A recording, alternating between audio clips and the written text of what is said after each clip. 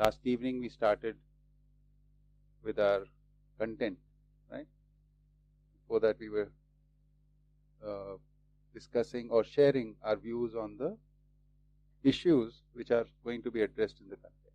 So we heard all of you on the various issues, right? So since you have been here for last 2 days in this workshop and you might have been thinking about these issues, if anybody has any questions or any sharings, we can start with that and then I'll carry on with the presentation. Anything on your mind? Okay. So let's go back to the previous slide. I'll just take you back to, we'll restart with the thing briefly.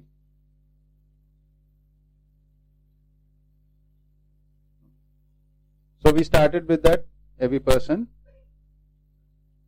after coming to a certain age, starts acknowledging these three facts, like I am, the world is, and then I want to live happily, right?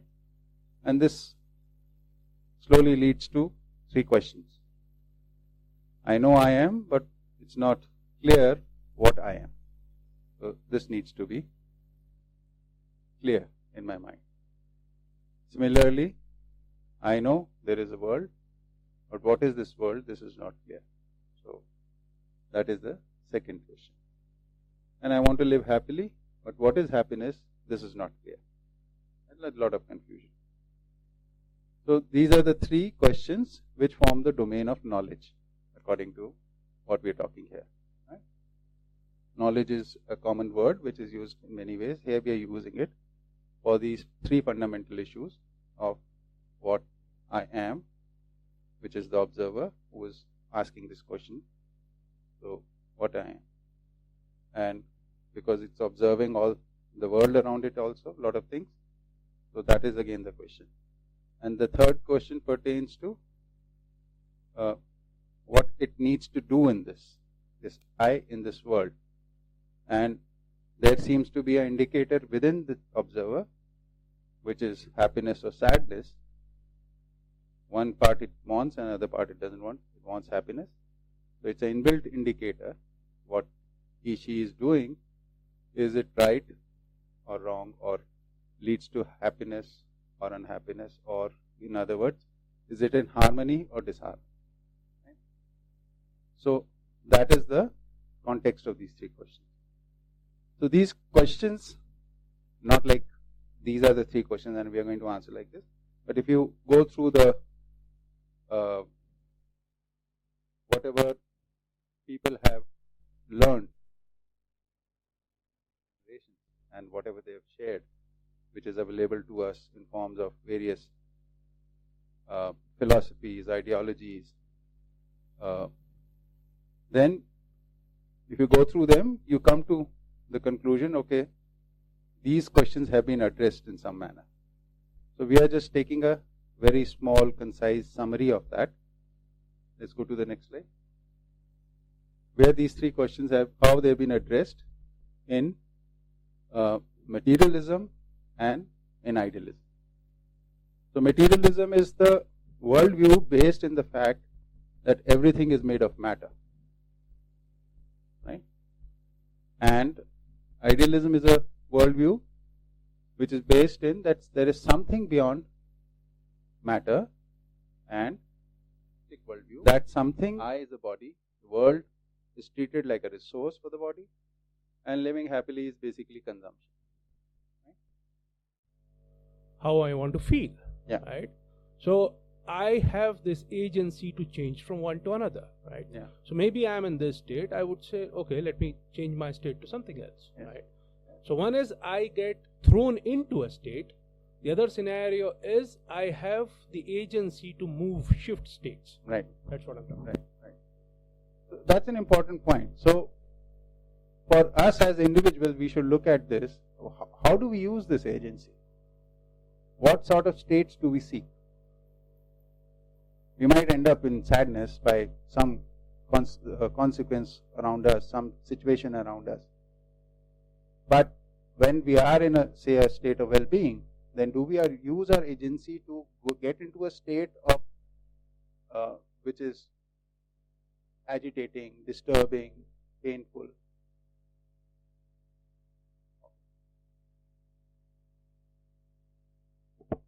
Fine. Everybody needs to examine this for themselves. Right?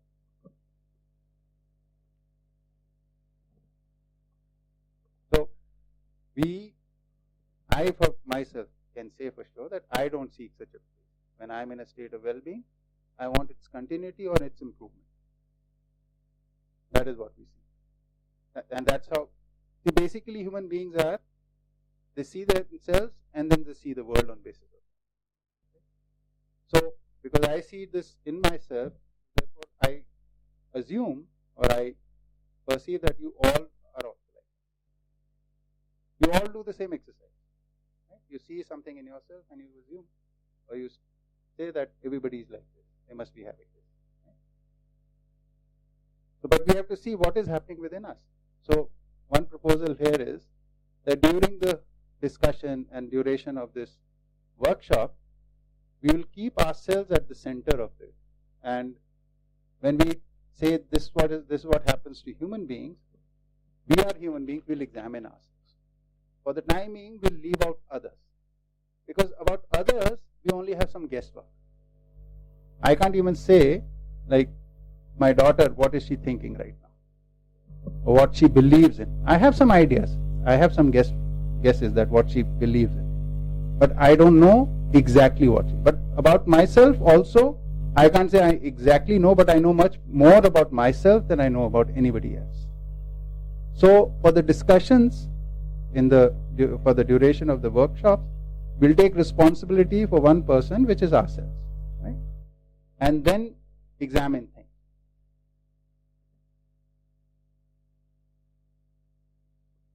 Yeah.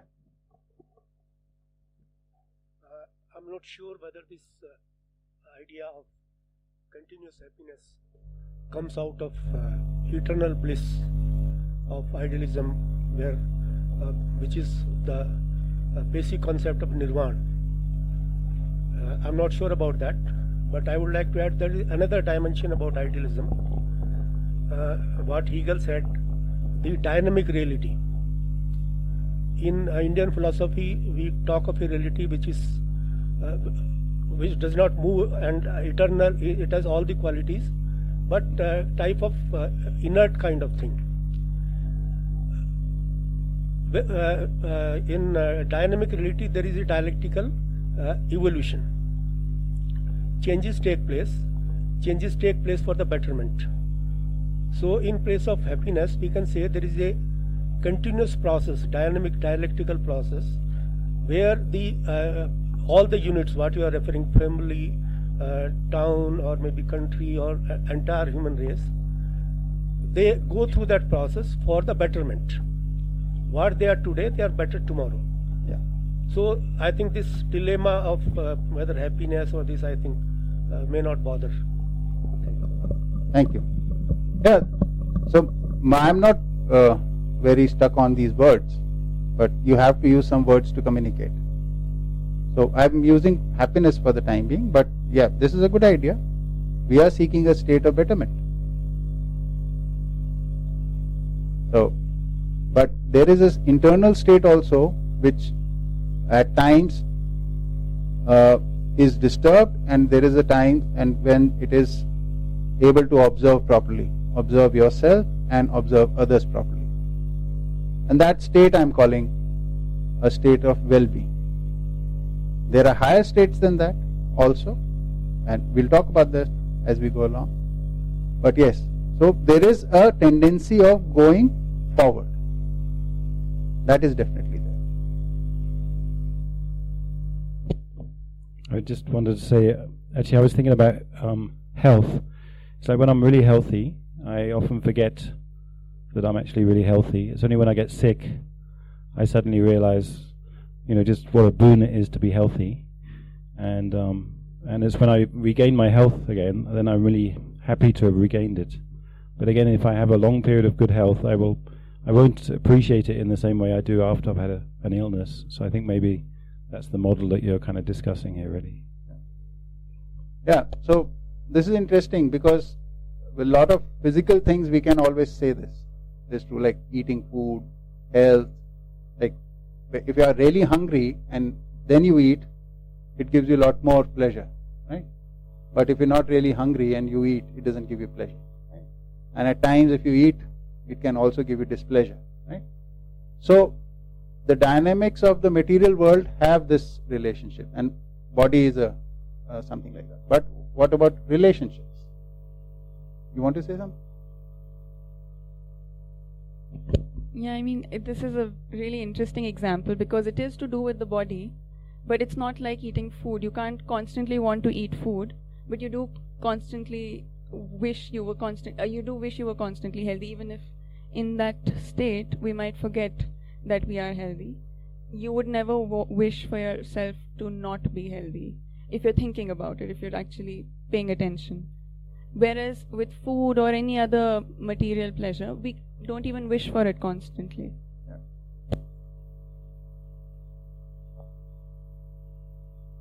So we'll be making this distinction in one of the topics that we talk about here, which is the our material needs and the other needs, that mental needs or psychological needs.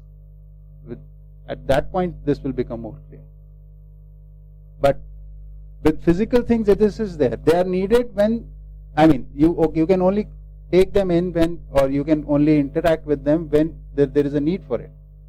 If you don't have a need for it, interacting with the same thing might give you displeasure. Like, you're very hungry, you start eating, and you quite enjoy it. Once you are full, if you still persist with eating, it won't give you pleasure, but you still be able to eat some more. But if you still keep going, after some time you'll throw up. So it becomes unbearable. So physical interactions are limited by our body.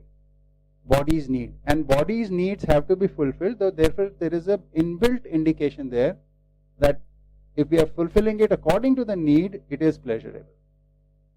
If it was unpleasurable, then we would avoid it. Because it is pleasurable, we do it. But then we try to fulfill our psychological needs also through by eating. That won't work. We'll be talking about that in detail later. Pass the mic, please.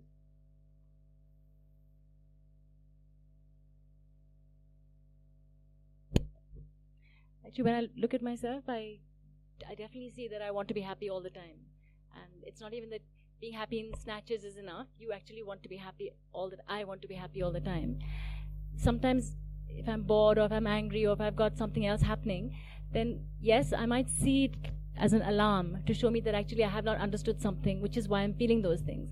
So yes, I may think that those are important to help me understand, but to help me understand with an end to being happy all the time. Not because if I felt that those were not necessary for my happiness, towards that end, I don't choose to be in those because I think it's, something I desire in itself. But yes, I may, focus on those things as a way to help me to get to happiness. As conscious beings, whatever the situation be, we can learn from it. Right? So if suppose I want to be in a state of happiness, but suppose I am in a state of sadness, I can learn from it. Which doesn't mean that I can only learn in a state of sadness. Right? This distinction needs to be understood.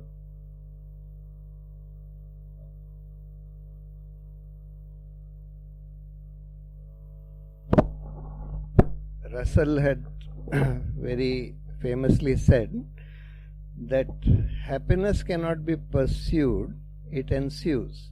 And it ensues when your desires are fulfilled. You also made another statement that that every man acts according to his desires is a tautology. That's a self-evident truth. You won't act unless you desire to act that way. But every person's desires are not egoistic or egotistic. Some people's desires are more self-centered. Other people's desires are more centered on others. Right. And as in a society, it is always better to have desires which are centered on others, because only those desires can be fulfilled to a much larger degree, which would lead to a greater state of happiness for most people in that society. That makes a lot of sense.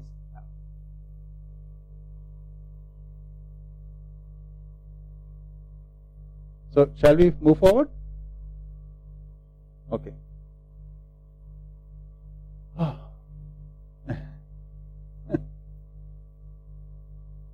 First of all, in nature, where does human beings belong? So we are calling nature here as a system or an order, and humans belong to the knowledge order.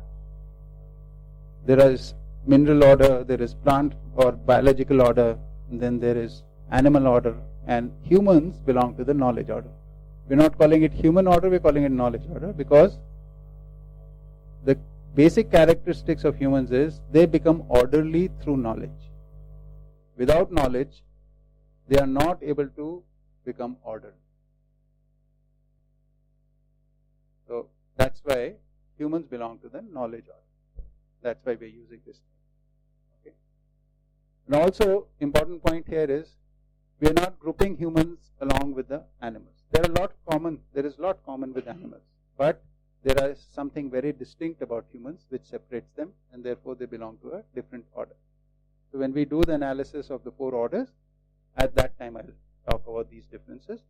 But right now, humans are a unit of knowledge order. A knowledge order is the name being given. We, like for example, to be in harmony with nature, we need to understand nature. We need to understand the systems, the processes taking place in nature. We need to understand the nature is cyclic, and we are part of that cycle.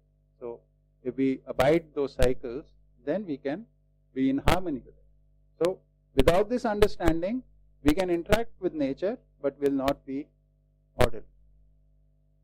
Right? This is what is happening right now. Okay, so humans are a unit of knowledge order. Next. So this I talked when we were on the previous slide. So humans are a composite of Jeevan and body. Okay.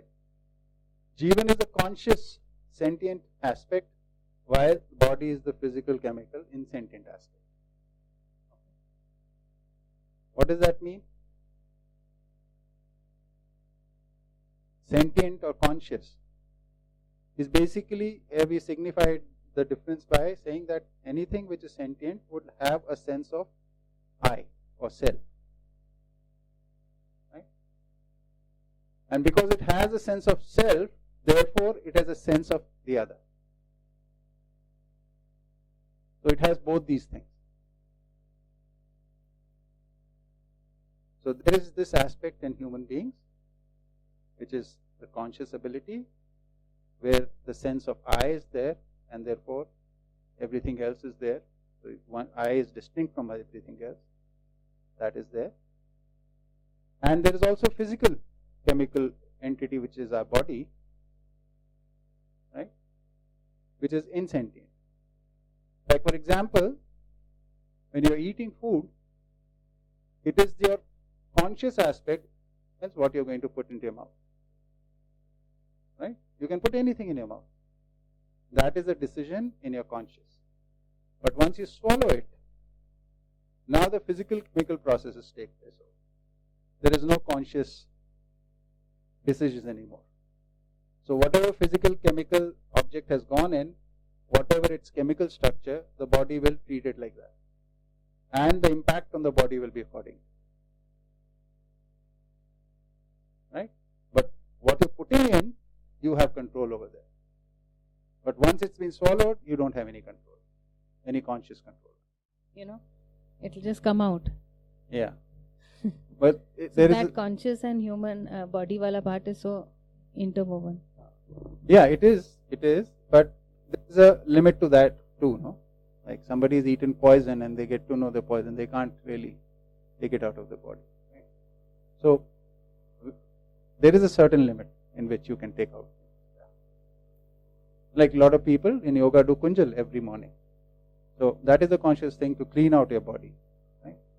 But what is happening in the body, whatever input you have given to it, whatever state you are maintaining in it, the body reacts to it like a physical chemical thing or a biological thing. It won't treat, like if I eat junk food and I'm convinced that this will provide nutrition for my body, this belief will not affect the functioning of the body. It will treat whatever is gone in according to its physical chemical state. Nutrients will come out of the composition of that item that I've eaten. If there are no nutrients, it can't be manufactured there. Okay? Next. So this is a very important point. Animals are also conscious, right? They also have a sense of self.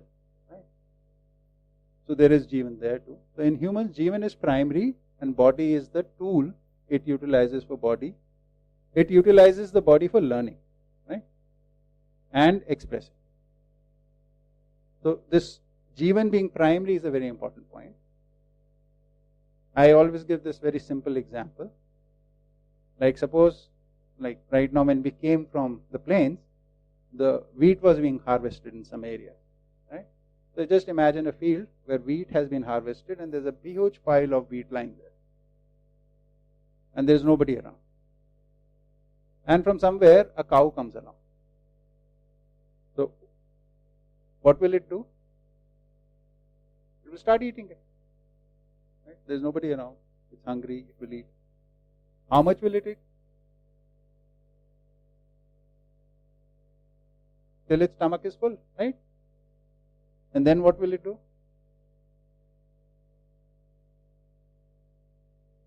It'll go away. Or sit down and whatever. So suppose it goes away. The next day, what will happen? Because it knows there is food there, it will come back again. Eat again. Then go away again. And this will keep happening again and again. Either the wheat will finish or somebody stops the cow from coming. Right? It will keep on repeating like this. This is the case of an animal. But instead of a cow, suppose a person comes there. What will that person do? Right? So the cow's actions are determined by its physical needs, its bodily needs. And the conscious becomes the tool for fulfilling that. The decision is affected by the body. But in the human being, the conscious is primary. So like you're saying, you'll try to take it away. So this is just a desire. So that desire dominates. Do not think about eating right now, but how to take control of the whole thing. Right? So the conscious is more dominant in human beings, much more dominant than it is in animals. We'll go into detail of that, but this is an important distinction to know. Right? Any questions on this? The conscious aspect is more dominant in human beings. Yes. Pass the mic.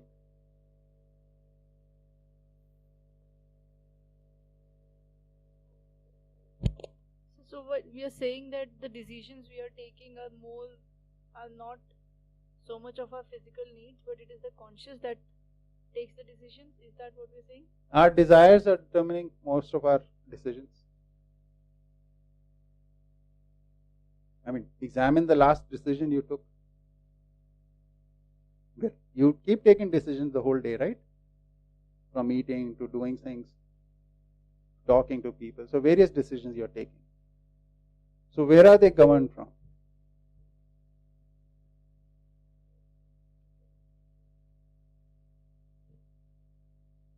Like you're a mother, you make so many decisions which might be uncomfortable for your body, but you do it. Right? Because there is a certain desire in you to achieve that? Maybe I'll understand it. Okay.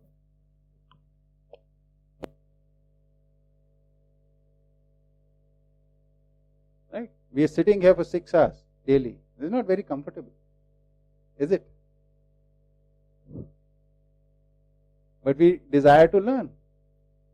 Therefore, we decide that we'll sit through it. Right? It's very uncomfortable, right? Okay. So, no, before this, anyway, let it be. Yeah. So, what is the purpose of the body? So, for the conscious part per self, body is a tool. It cannot express itself without this tool. Whatever thoughts I might have, I need my body to speak. Similarly, if I want to increase my awareness, when we talk in terms of conscious, then the term awareness comes.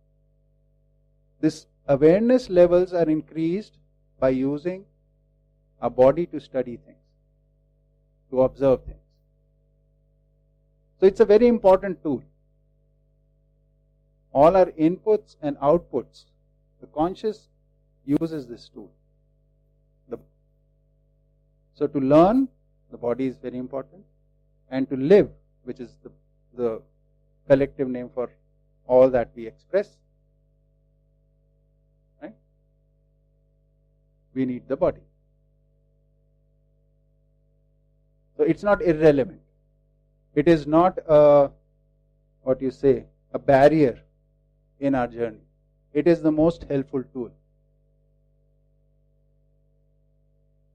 In the past, in idealism, the message has been the body is the biggest barrier for our learning.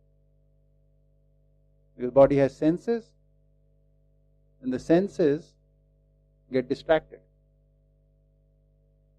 And that is what is the barrier in our journey for knowledge. Whereas here the message is the knowledge will come through the body, with the help of the body. Knowledge will be in the conscious, but using the tool of the body. So it's the most important tool you have. And any important tool, what do you do with it? You look after it. Otherwise, your expressions will get affected, your learnings will get affected. Right? Okay. Yes, please.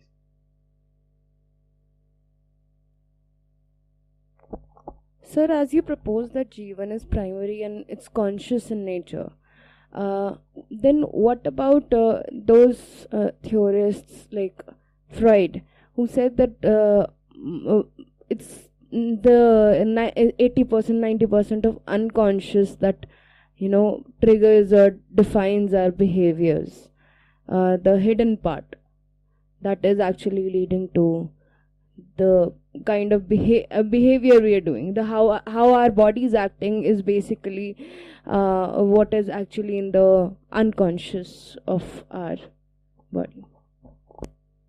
See, Freud was a very big scholar, and he did a lot of study, and he proposed some things.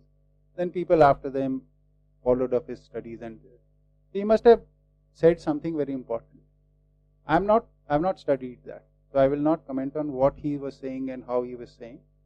I can talk about this for the time being, right? How I see that approach is in school of materialistic view. The modern psychology is rooted in that, right? So that much I'll say.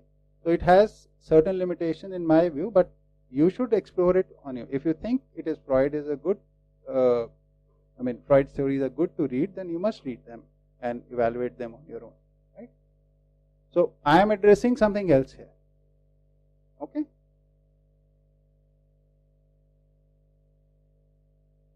Anything else?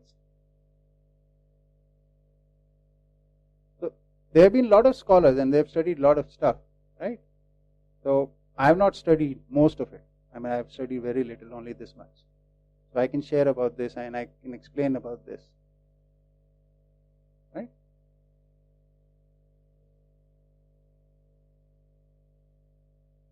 Okay.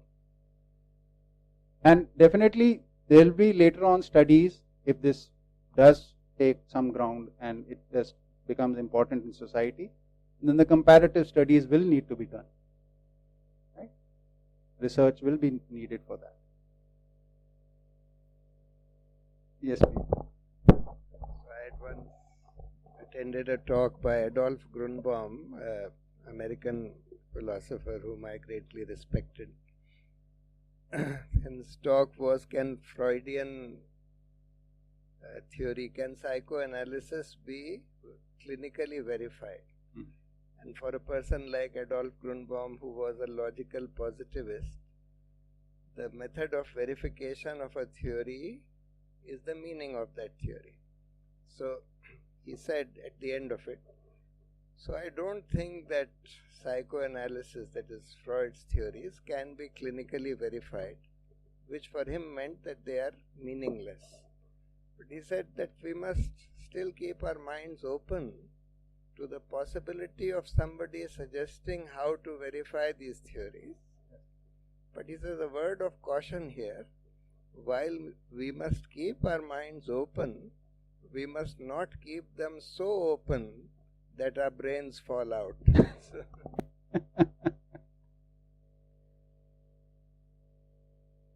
Okay. Yeah.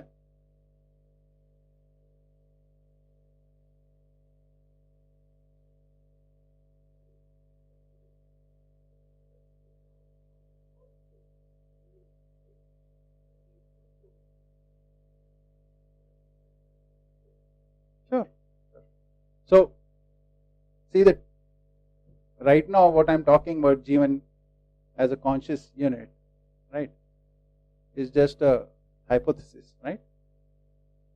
So in this hypothesis, there is a conscious entity and there is a body. And they both work so well together that the conscious unit doesn't have a sense of it being a separate entity than body. So its journey starts with thinking of itself as a body. So when something happens to the body, it thinks that something has happened to it. Right? That is one point. So they work very closely together. Right? Or rather, the conscious unit is utilizing the body in such a manner that it is thinking that it is the body. In this state where it is not aware of its own identity, in those states, anything which happens to the body impacts it drastically. And as it becomes aware in its own self, the impact becomes more regulated. But there is an impact of the body on the mind, on the conscious part. There are no doubts about that.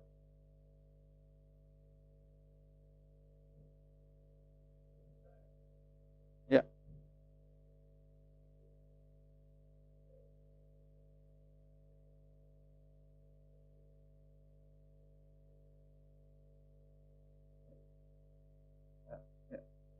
So hunger is within the body.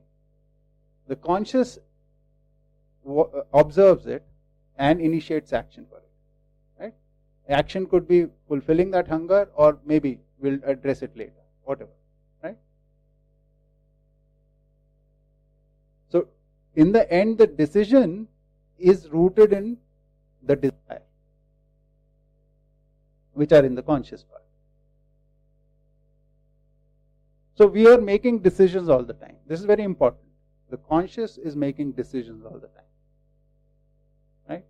And it lives those decisions through its body. We'll be going through a full presentation of this.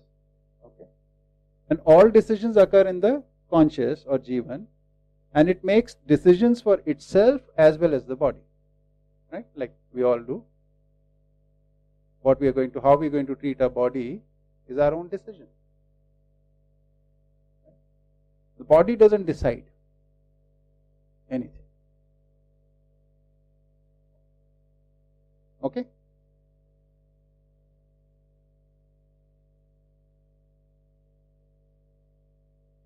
So this need for satisfaction is within us, right? And humans can reach satisfaction only through humane conduct. A conscious decision to understand the same is essential to achieve this. So what is understand the same? It's basically to understand the humane conduct. What is humane conduct? So what is being said here is about, in the study of human beings after all these points, is that the way to live is through by living, because all what we are going to live is going to be based on our own decisions. So even to live as a humane conduct is again a decision which we have to take. And to take this decision, we need knowledge. Right? In absence of knowledge, we are not able to do this. So whether we want to learn about this or not, that is again a decision. Once you've learned, do we want to live according to it or not? That is again a decision.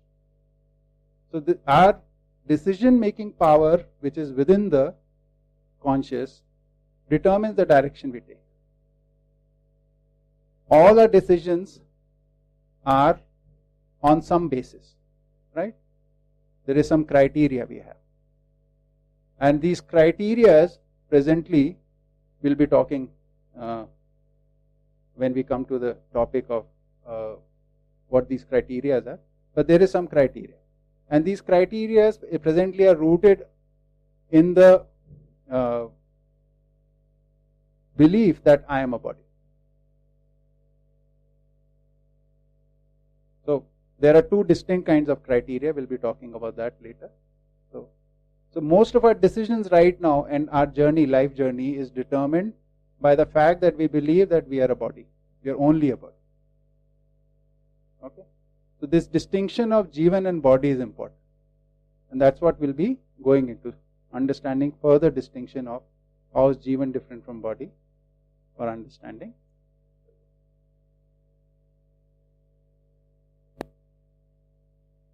So, go ahead. This part we have already talked about, that Jeevan is the conscious unit, body is the physical chemical unit, it is the sentient entity, it is insentient, it is the subtle and it is gross. Okay, these are the two aspects of the conscious aspects are these, or this is the Jeevan and that is the body. Okay. Next.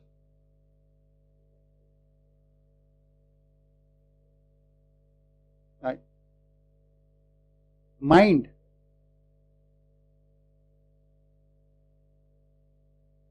Here, what we call mind is where our decisions take place.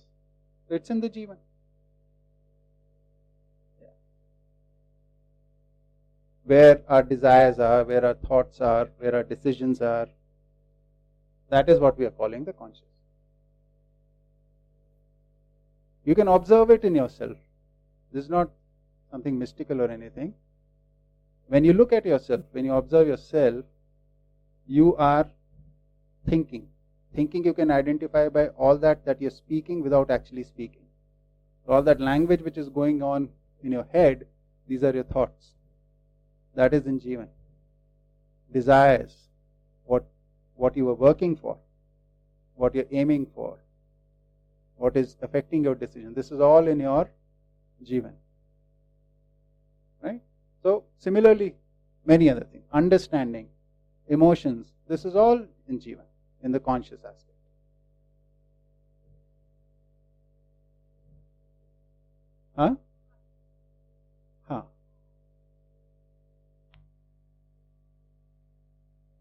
See, the basic distinction of this word, subtle and gross, can be perceived through senses is gross. And what can't be perceived through senses and you need to understand it to perceive it is called subtle. In Hindi the words will be suksh and sthul.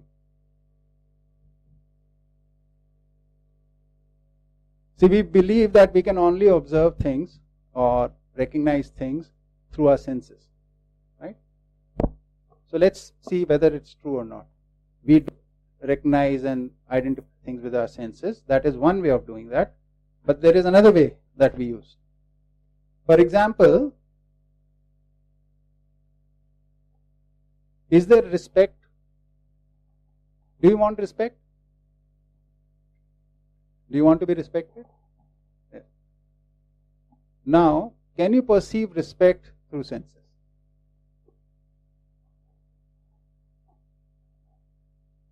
Is respect real thing or unreal thing? If it was an unreal thing, it would not really make a difference whether it is there or not.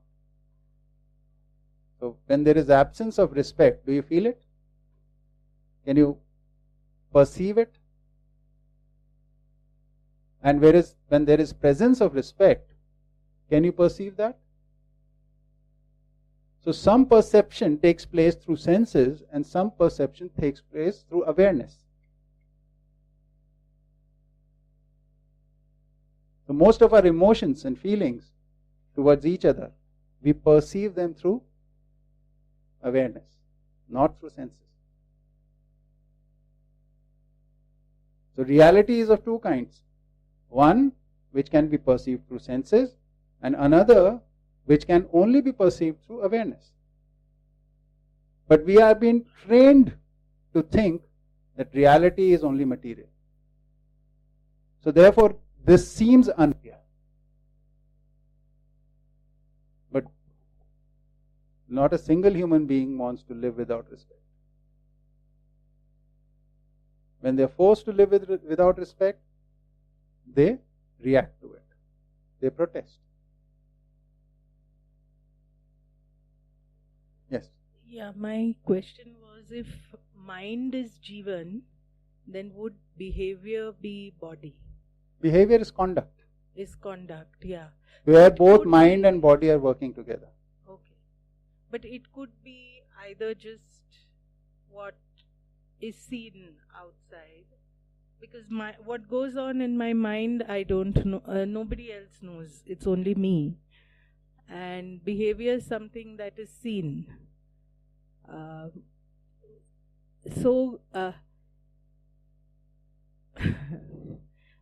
question, I got your question. I'm not able to put it in the right words. Yeah, behavior, action. Yeah. So that's seen. So would that be part of body? But when I am more conscious and more aware of my behavior, and when I look at my behavior in terms of coexistentialism, then would that shift to Jeevan? You know? Yeah. So maybe my behavior, if I'm living the materialistic lifestyle, would be way different from the behavior that I show that is there when I am living through keeping coexistentialism in mind, and right. And then that would shift from a bodily, part of being my body to part of being my Jeevan. Yeah. I don't know whether I'm making sense. No, you're making perfect sense. Your question is very valid. So, in human conduct, behavior is an important part. All human conduct has the basis of the conscious and which is enacted through the physical action, right? So, you can show respect by folding hands, shaking hands, hugging somebody, right? Or just doing a salam from a distance, right? These are all physical actions. But this is not respect. Respect is something which you communicate through the combination of everything, and there is a feeling behind it. If there is a genuine feeling behind it, it gets communicated. That this person is being respectful to me. Or this person is just doing it mechanically. We know. If people touch feet like this, right? So it's very mechanical. And these mechanical things don't communicate, don't convey this in behavior, right? So a behavior is well-rounded when there is a well-formed feeling behind it. right? Which will only come through awareness about that feeling. So when I'm aware that everybody wants respect, then I come into the state of respecting you and then behave with you. It is different from when I'm unaware of this in myself, right? So my conscious will communicate it through the actions, but I have to be in that stable state of respect towards you when I'm acting, then you will be able to perceive that. And we do in our day-to-day life. We know when people are doing something mechanically, and we also know they're doing it with a feeling. Okay? Hearts can also take the decision. Is it true or hearts can take the decisions? So decision can make from hearts. So is it true or? See, it's language which we use, which basically means we are taking emotional decisions, right? And when we are taking logical decisions, we say mind has taken it. These bodily organs are. A heart is supposed to be the seat of emotions, and brain is supposed to be the seat of logic. So we use the language like that. Yes, please. Yeah, intuition is in my mind or in conscious or in the Jeevan. Yeah, so there are many faculties in our mind which are beyond logic. Like our desires are sometimes logical, sometimes not logical. Logic doesn't govern all aspects of our mind, does it?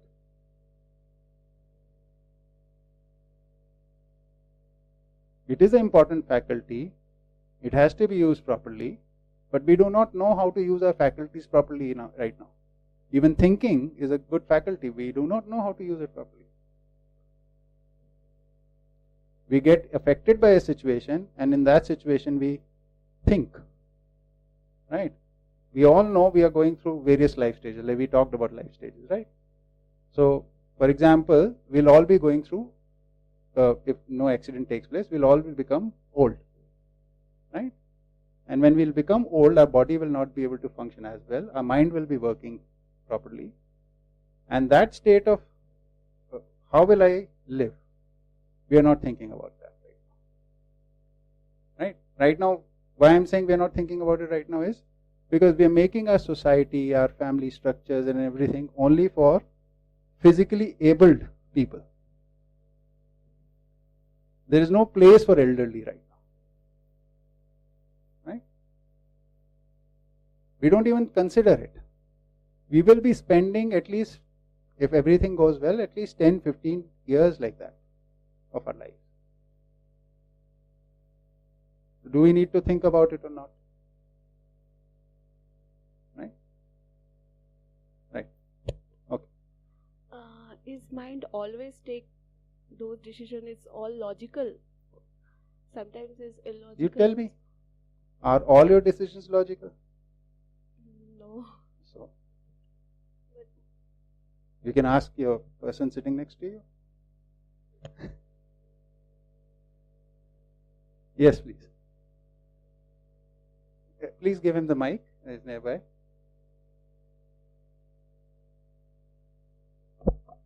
So is that the aim of Jeevan to make logical decisions all the time, to understand?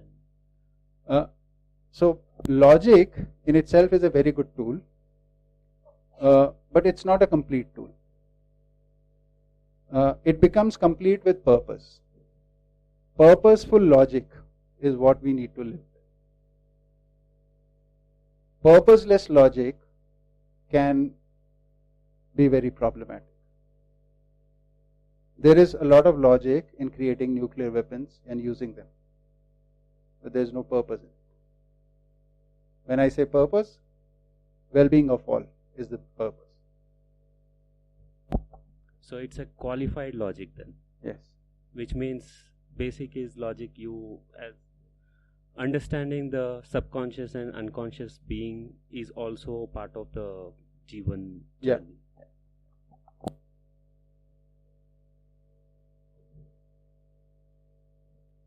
So sentiment is, how do you use the word sentiment there? emotional, but sometimes maybe not completely reasonable. Sometimes our decisions, or rather, the purpose is not clearly logical, but it's more for a certain feeling that you're wanting to satisfy. So, satisfying your feelings is a logical thing to do, no? So, sentiments can also be reasonable in a normal state. See, it depends on our mental state. When it is functioning normally, then all these faculties are used in a well-connected way. When they are not functioning normally, they are in agitated state, these very faculties create all the issues. So sentiments can be used purposefully, sentiments can be used, can be a cause of problem also. So how to use these faculties properly? That is the main thing, right? We'll be going into that later.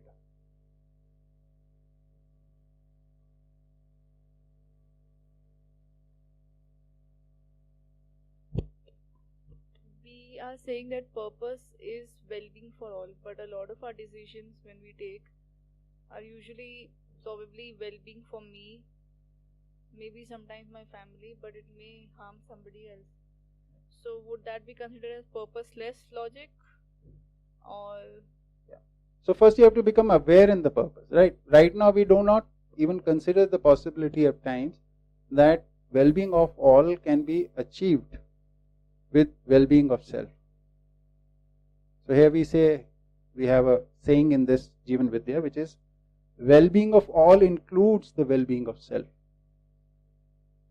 You just have to first study it. Unless until you have studied it, you will not be aware in it.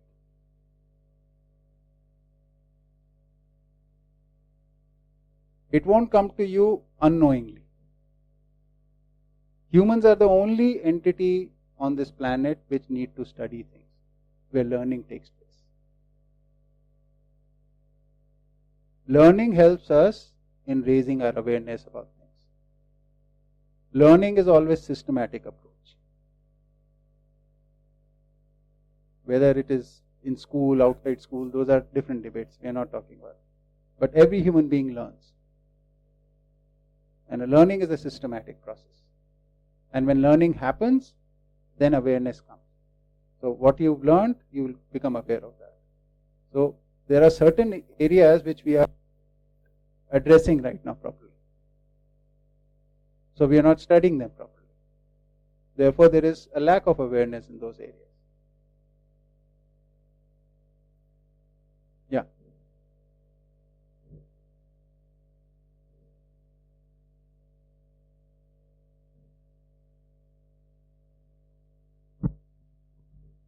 So a distinction between body and mind is quite an old sort of philosophical conundrum, and oftentimes the attention, and quite maybe understandably so, goes towards the mind because it is subtle, or at least considered subtle and immaterial.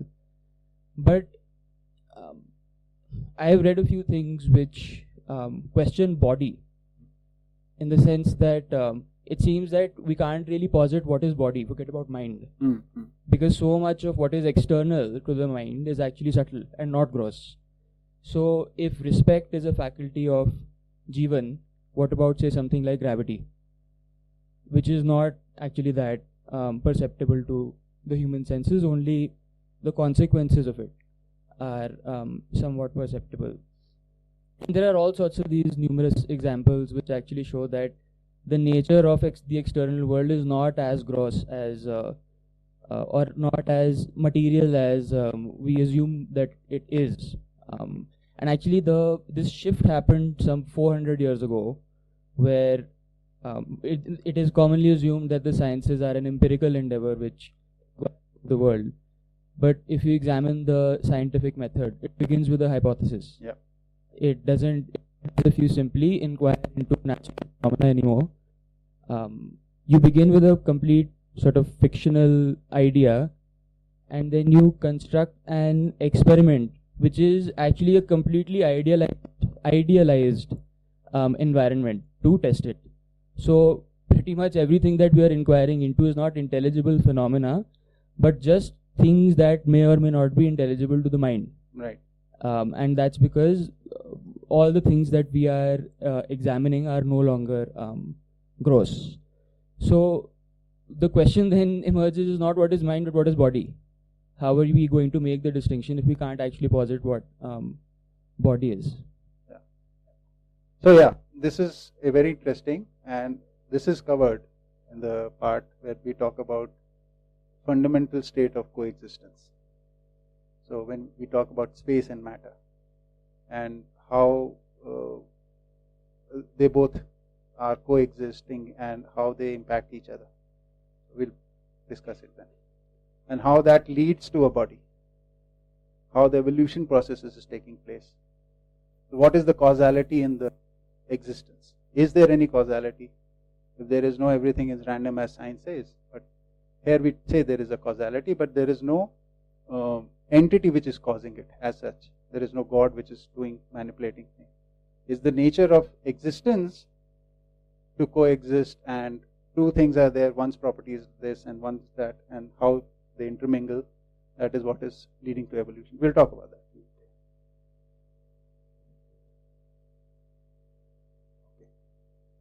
Okay, next. Duration. So here there will be a word which might cause some flutters. Right. So Jeevan is immortal. Okay. It does get formed, but it doesn't die. Okay. So this also will be covering. And because something which is if you look at the forces, the conscious forces, how do they come about? Like they are like incessant forces, like the power to think, the power to desire, the power to understand, the power to realize. So these are rooted in an entity which is like formed from physical material itself. So it is kind of a matter that I am saying here. But it is a conscious matter. So that also is covered in this. Body, we all know, is mortal. So that's not much of an issue.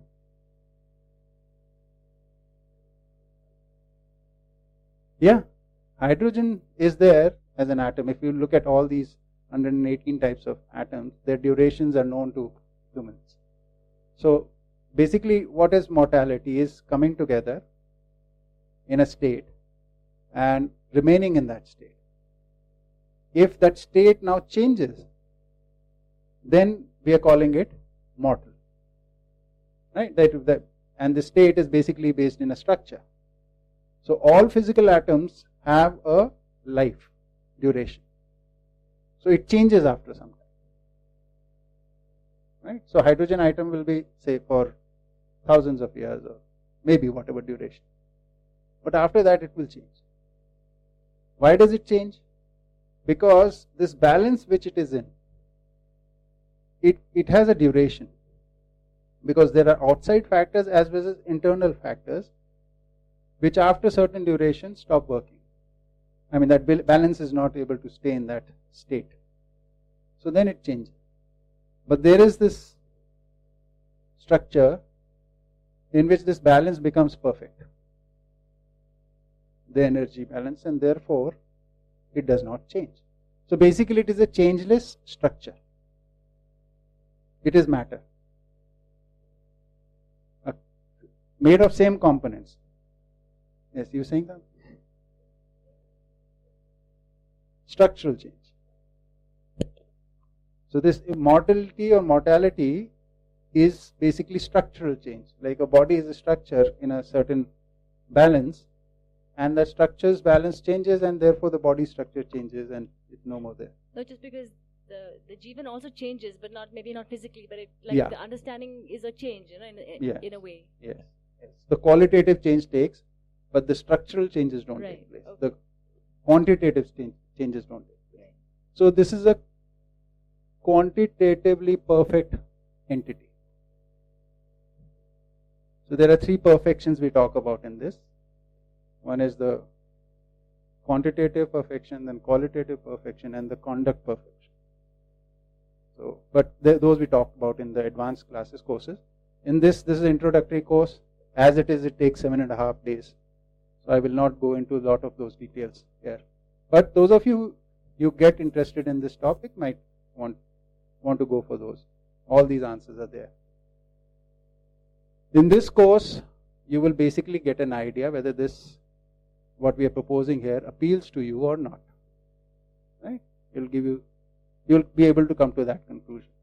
And from the second workshop, you'll actually start to study this. Right now, the thing which will happening within you is, does it even make sense? What is this? Right? By the 8th day you will be there, you would have decided, okay, this is not for me, or this is for me. If it is for you, you will go ahead and study it further. Okay. Next. These are the abilities, right? We've talked about this: desire, thoughts, hope, understanding, feelings, all those things are its abilities. These are just indicative, there are more. Okay? And bodies are sensory and motor, that we know. Yeah, next. The body, the changes are qualitative, and the qualitative changes determine the quantitative changes determine the qualitative changes in the body. The physical chemical realm is basically any change which has to take place, whether quality, it will always be associated with some quantitative change first.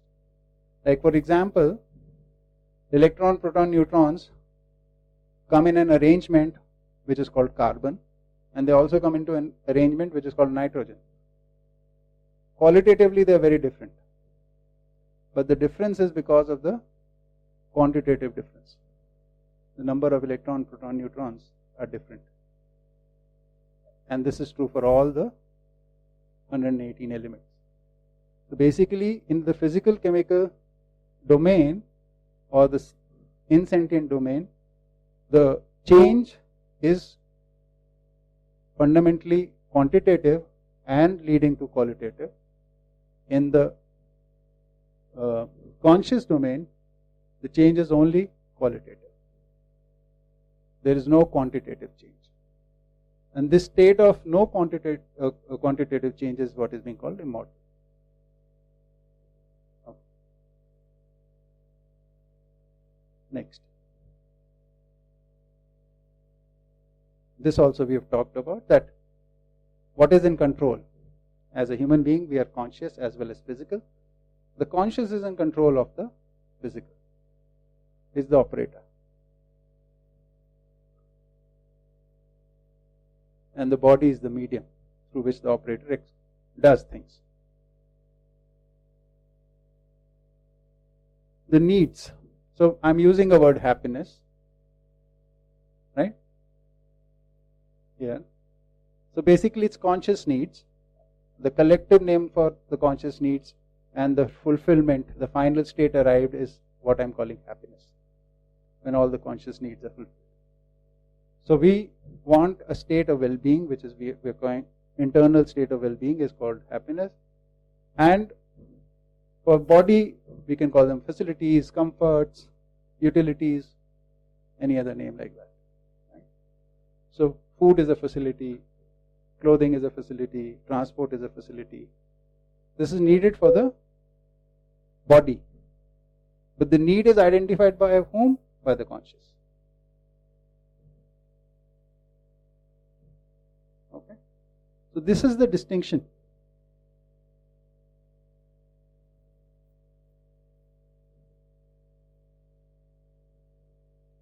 Next we'll be going into how these needs, because we are not able to make this distinction, how we are making wrong decisions on basis of this.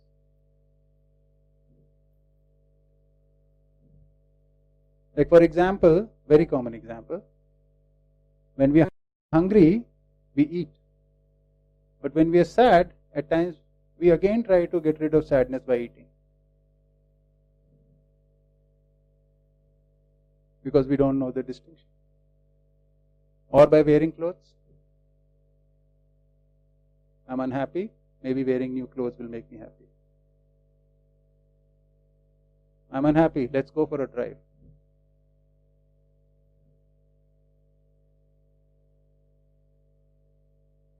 Anything we do externally in the physical domain can only provide some comfort to the body. Internally, we have assumed comfort is equal to happiness.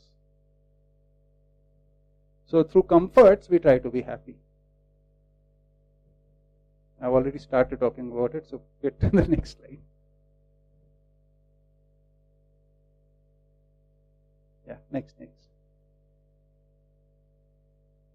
So need of self, like need of human beings, is in two parts. Happiness and facilities or comfort, right? So when do we need this? Happiness, here we are proposing, it is needed always. Facilities, when do we need them? When do we need food? When we are hungry.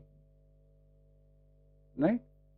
And we know that we'll be hungry again tomorrow.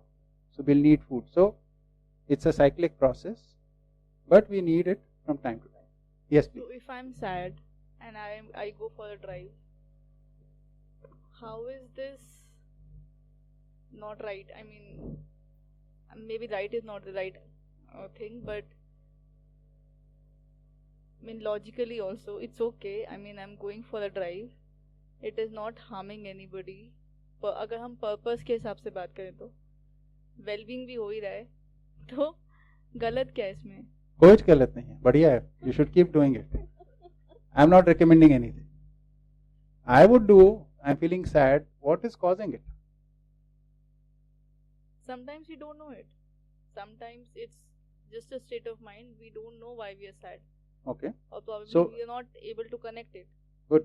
So if by going on a drive, it can help you calm down and then again think about, then it's useful. You must do it.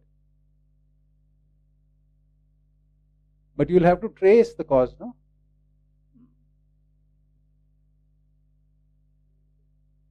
Yeah. Either you'll suppress it.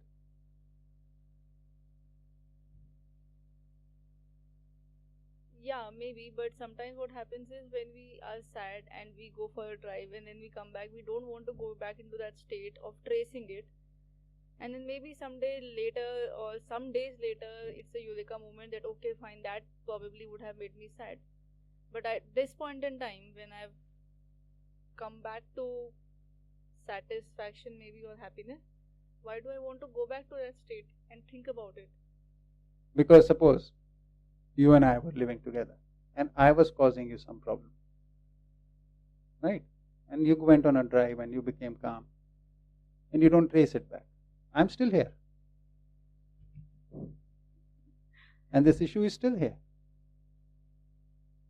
Our problem is that since we have tried this several times to trace it and resolve it, but we've not been able to resolve, so we've given up on it.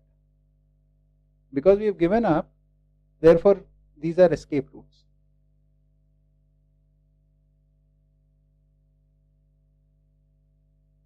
Nothing wrong with going on a drive. I'll again repeat. Can always go. So do you think all the problems or even a trivial problem needs to be resolved, like if I'm just thinking about me and my partner and there are certain things that we don't get along on and then we sort of give up on each other on these things and we can live with it. I mean, so do you think everything needs to be pinned down to point of closure?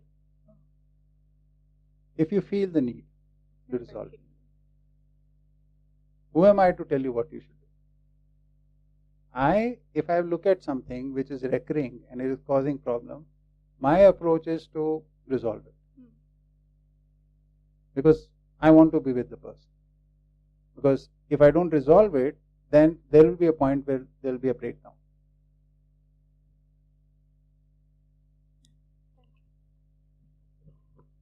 By resolving it, that needs some, I think,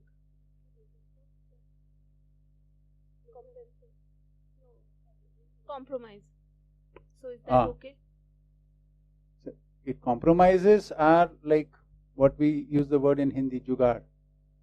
They're temporary fixes.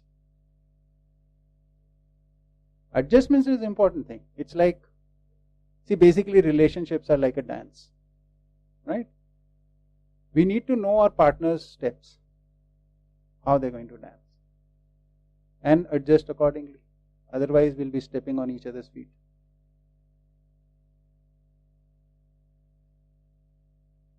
Compromise normally is like you suppress your desire. You don't address it. So there's a limit to that. So you need to, so the proposal here is you can actually study this and you can come to some, like, I've been able to resolve a lot of issues in my life, which I have found earlier impossible to address.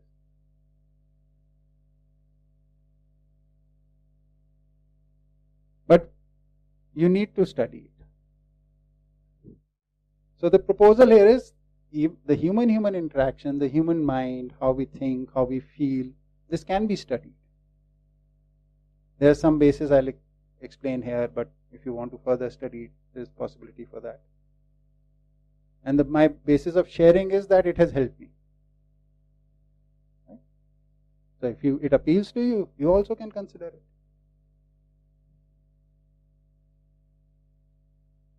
Okay, our session time is over. So we'll meet after 20 minutes. Thank you.